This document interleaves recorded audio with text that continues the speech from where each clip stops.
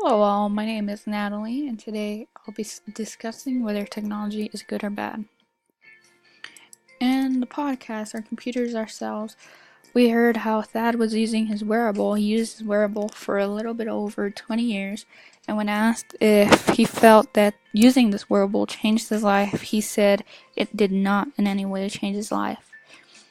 One of the bad things I saw in this is that he said he was allowed to use his wearable to help him pass his oral PhD exam.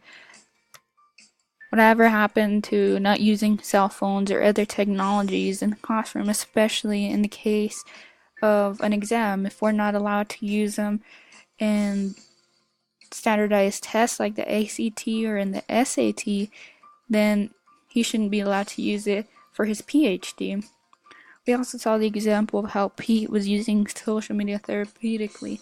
He first began posting pictures of rude people, and then he became the rude person after getting such popularity and certain amount of retweets and likes and followers that he began to crave that sort of favoritism, and he found that by posting rude pictures of others, he gained more popularity. Therefore, he began doing that instead of posting pictures of people doing rude things. In the case of that, we see how wearable technology affects our society today. Today, 40% of our low-income communities are spending their money on luxuries. This brings me to the cost of our wearables. The Apple device seen on the right will cost you upwards of $400, and the Fitbit seen on the upper left will cost you anywhere between $100 and $250. Is it really a necessity to buy this sort of technology over necessities such as groceries or food? People are also becoming more dependent on their wearables.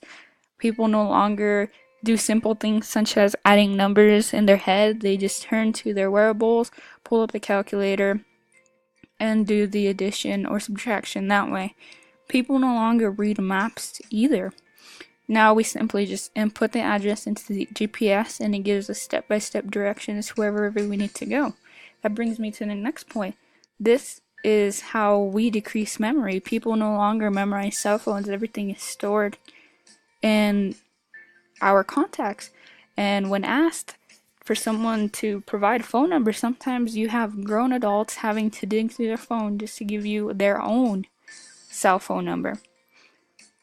In the case of Pete became addicted to social media, just like a lot of us are today.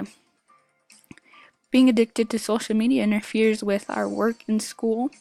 People have constant impulses to check their accounts. They want to see who's liked it, who's retweeted, who's shared, and who's following them, who's seen their certain post, and things like that. And if it's forbidden, people freak out. I recently saw this in one of my classes. The instructor politely asked for all of us to put away our cell phones and give him the utmost attention as he should, being that we're paying for him to teach us. Well, this bothered one of the students so much that he got up, he packed his stuff, and he left. The student chose to use his phone over paying attention to the education and the course that he paid for.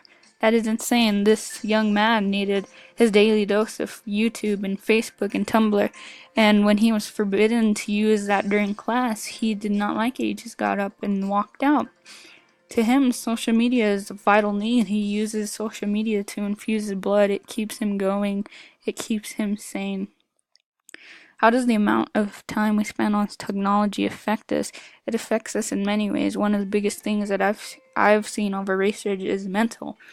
It causes depression, narcissism, cognitive losses, and it's also impacted our social skills a lot. A lot of our younger generations have social deficits. They have become more isolated, more antisocial. When you become antisocial, it leads to depression. You no longer have anyone to communicate. And when you get on social media and see your friends posting with people you know and you're not included in that, it makes you feel bad about yourself. Another thing that I've seen a lot lately is I've seen complete families going to a restaurant to eat, and you see the children sitting there on their cell phones while the parents are attempting to socialize with them, and the children pay no attention to their parents. Physically, causes vision losses, neck strains, and excessive sitting. After research, I found that tablets emit harmful blue light.